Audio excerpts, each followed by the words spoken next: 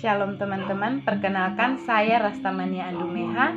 Saya mahasiswi dari Sekolah Tinggi Teologi Gereja Kristen Sumbalewa dan saya mengambil program studi S1 Teologi.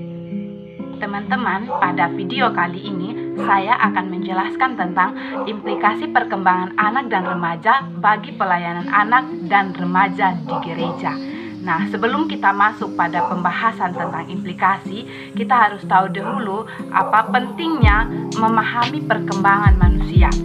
Yang pertama itu, manusia adalah makhluk yang tidak pernah terlepas dari yang namanya pertumbuhan dan perkembangan. Dan manusia tentunya mengalami perkembangan dalam berbagai aspek kehidupan seperti psikososial, kognitif, moral, dan iman. Dan di sini saya akan membahas tentang apa arti dari perkembangan itu sendiri. Perkembangan adalah suatu proses tetap yang dialami oleh seorang individu menuju suatu tingkat integrasi yang lebih tinggi berdasarkan proses pertumbuhan, kematangan, serta bagaimana cara seseorang belajar dari lingkungan sekitarnya. Di mana dalam perkembangan yang dimaksudkan adalah perkembangan yang bersifat holistik, yaitu yang meliputi aspek fisik, mental, moral, emosional, serta iman, yang memberikan corak khas tersendiri bagi anak dan remaja, terkhususnya dalam pelayanan anak dan remaja di gereja. Nah, teman-teman, kita masuk ke pembahasan yang kedua, yaitu perkembangan anak dan remaja. Di sini perkembangan anak dan remaja itu dalam gereja tentu harus mempertimbangkan akan kehidupan dari anak atau remaja itu sendiri, karena terdapat perbedaan di tiap kategori usia anak. Perbedaan kategori yaitu perbedaan tugas-tugas perkembangan yang berujung pada masalah, minat, kebutuhan yang berbeda-beda pula.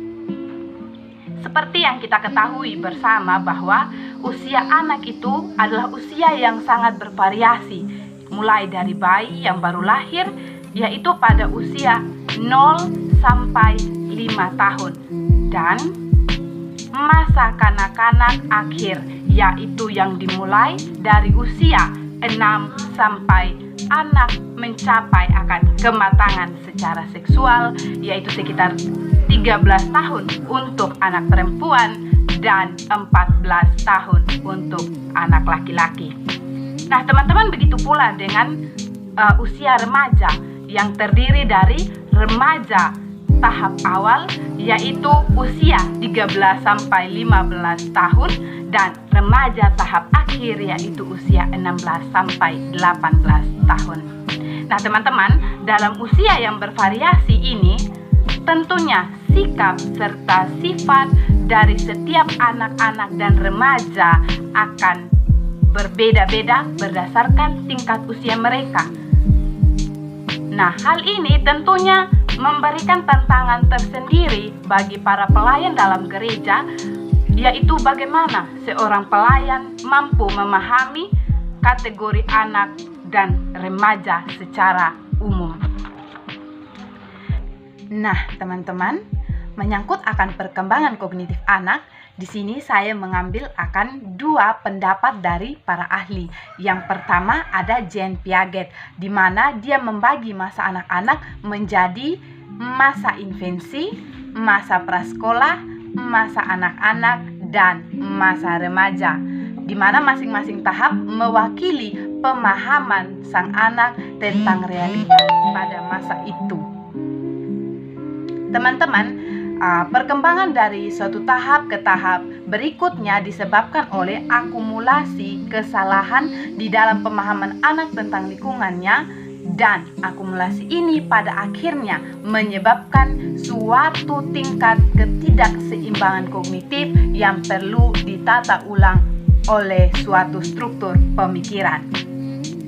Teman-teman, berkaitan dengan perkembangan iman atau kepercayaan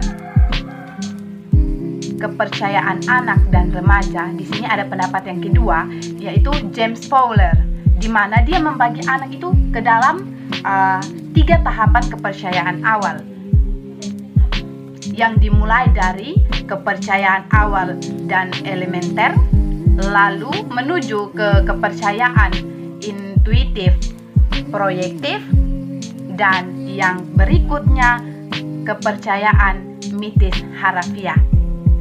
Sedangkan untuk masa remaja, dia itu sudah masuk pada tahapan perkembangan kepercayaan yang keempat, yaitu kepercayaan sintesis konvensional.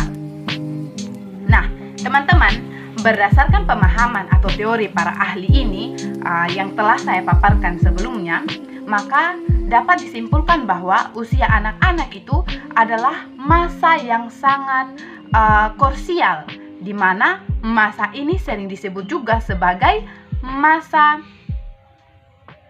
emas atau golden age.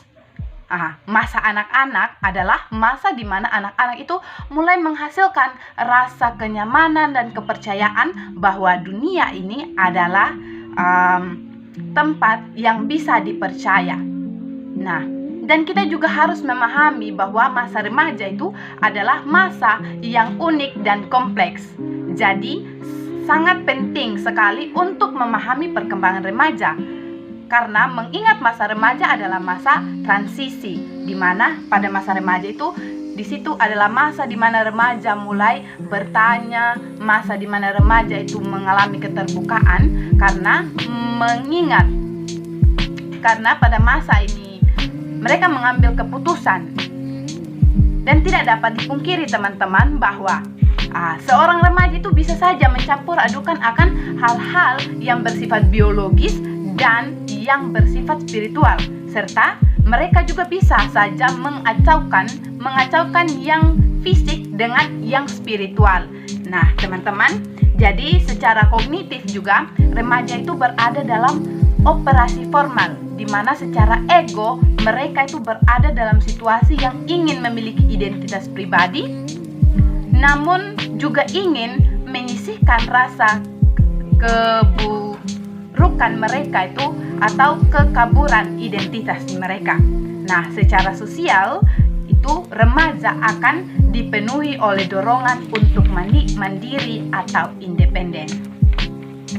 Nah, teman-teman, sekarang kita akan masuk pada tahap implikasi perkembangan anak dan remaja itu bagi pelayanan di gereja. Nah, teman-teman, di sini dengan berbagai pemaparan tadi yang telah saya paparkan di awal, dengan memahami akan perkembangan baik anak maupun remaja, itu sangat-sangat diharapkan agar pelayan mampu mengaplikasikannya di dalam merangkul serta memahami dan termasuk bagaimana seorang pelayan itu bersikap dan merangkul anak serta remaja. Dan sebagai seorang pelayan, kita juga harus mampu untuk memperlihatkan teladan yang baik serta mampu untuk menghindari bahwa anak-anak itu sedang berada di dalam usia keemasan mereka.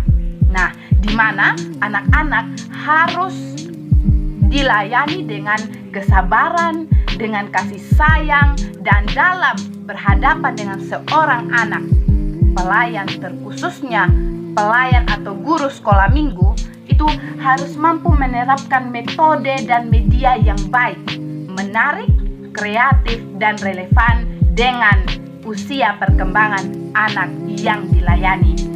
Berkaitan dengan pelayanan bagi remaja, ada beberapa kualifikasi seorang pemimpin atau pelayan untuk kategori remaja. Yang pertama, seorang pelayan harus mampu mengidentifikasikan kebutuhan, masalah, dan perasaan remaja. Yang kedua, seorang pelayan harus menyukai remaja, di mana seorang pelayan harus mampu menempatkan diri sebagai seorang pelayan yang menerima setiap perbedaan karakter dan sifat dari remaja.